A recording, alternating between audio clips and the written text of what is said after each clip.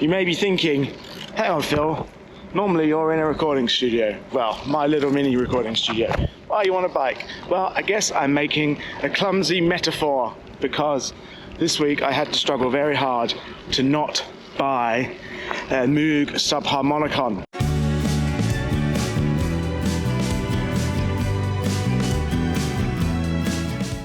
So this week, as I said, I struggled very hard not to buy the Moog subharmonicon. I'm a bit late to the party, but for the type of music I think I want to be making, I think a subharmonicon is probably the thing that I want to have, because I want to make sort of generative, droning, sort of self-evolving music.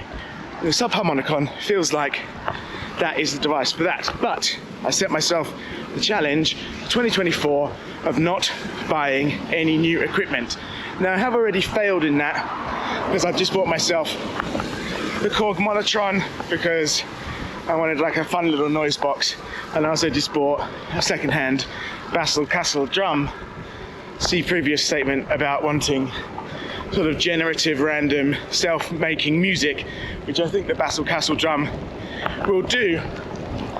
But I thought instead of buying myself another $1,000 bit of kit, I should try and recreate what the Monotron does using equipment I already have. So I thought, you know what, I will use the OPZ, because the OPZ has a very good sequencer in it, and I have it connected up to a few external synths at the moment, and using the fidelity range on the sequencer, I can use its subharmonicon style vibes and have all the various sequences running at different, I guess, lengths, and that will give me something of the subharmonicon style.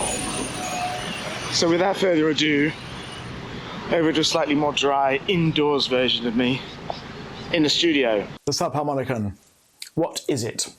Well, ultimately, a synthesizer by Moog that has two oscillators and two sequencers. The two oscillators both have two sub-oscillators, and by a variety of different math things, and there's many people's videos on this, divide up the oscillators so you can have multiples of or divisions of oscillators, and then you can have the sequencers playing in some kind of mathematical way so they harmonize and make melodies with each other. Jeremy, whatever his name is at Redmi Recording, has a great video on this. What is this all in aid of? Well, it's really a thing called generative music, which Brian Eno, I think, coined in the 70s. And it's basically music that is created more via rules and equations rather than pure creativity. And so what I wanted to do was see if I could create something like that with my live rig. And so that is what this video is going to be about. So to recreate that, what I thought I would do is I created this sequence.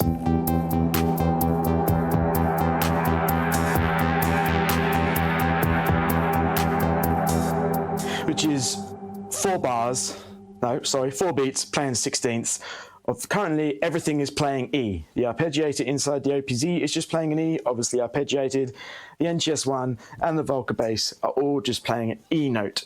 And then there is some drums. And they're all just doing a single loop of 4 beats. Now what I'm going to do is, one by one, I am going to use the step tools inside the OPZ to randomize every other 16th note. Bass, I want to go this, random, 0, this, random, 0. It's very boring. Hopefully I edit all this out, but if you're watching this, I apologize for watching me repeat the same button presses over and over again. If you don't know, on an OPZ, doing anything random 0 is fully random. So let's just turn off the drums for now, and actually we're not using the chord track. So this is what they all sound like now.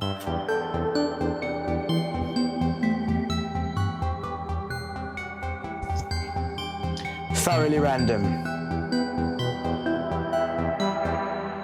Now the next thing I'm going to do is change the value of each step, which you can do on the OPZ. And to do that, you go to the channel you want, and you hold channel, shift, and these buttons become how many bars. So I'm going to do the bass as 3.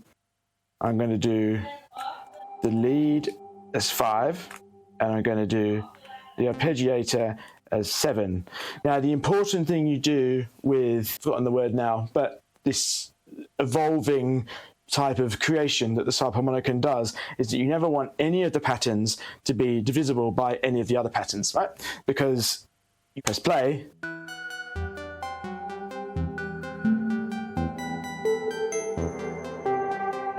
you see the bass is moving that speed,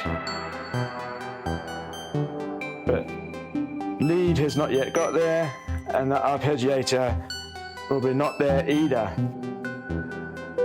As we go along, we're going to get more and more out of sync with each other. Now, the other thing I'm going to do in all this is to give it some kind of harmonic bass. I have the OP1 field using the tombola, I guess it's a sequencer, to play an E, a B below, and an E above, and maybe another E.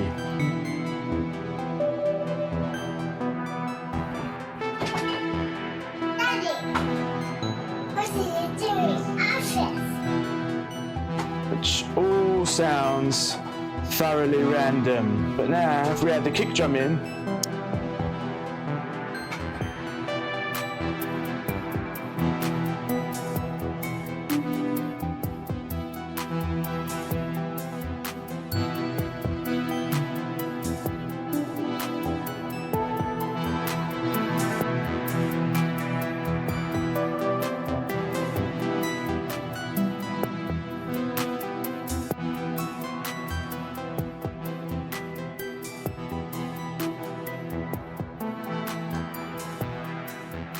we get this music that is just playing itself. And if we now go and look at the bass, we're just about to repeat the pattern. Lead, still turning behind. Now let's add some chords to this, shall we?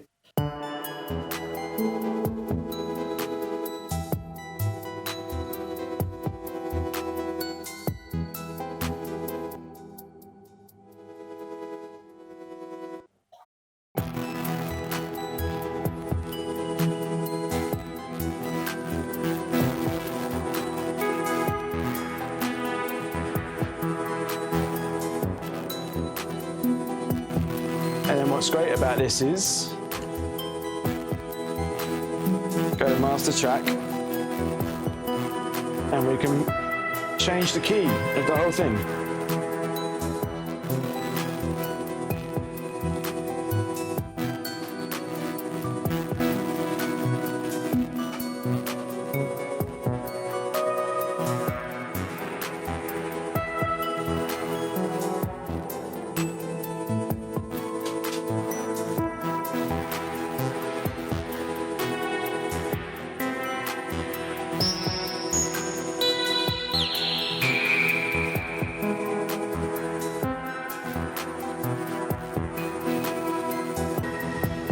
And it just plays itself.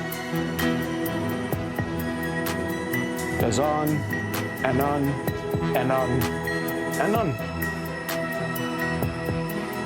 Constantly evolving. And if we turn all the reverbs off,